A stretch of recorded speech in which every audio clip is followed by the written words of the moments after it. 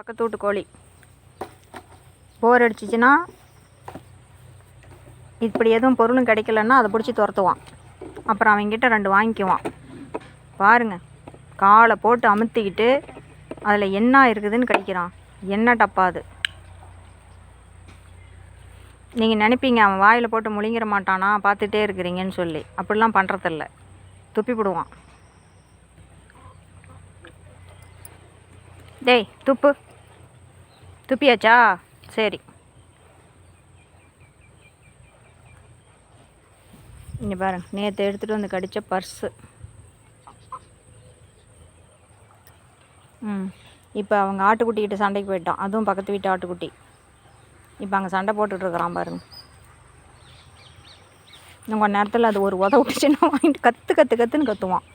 ஆமாம், கத்துறதுக்கு மட்டும் இவன் கத்தனான்னா என்னமோன்னு நினைக்கணும்.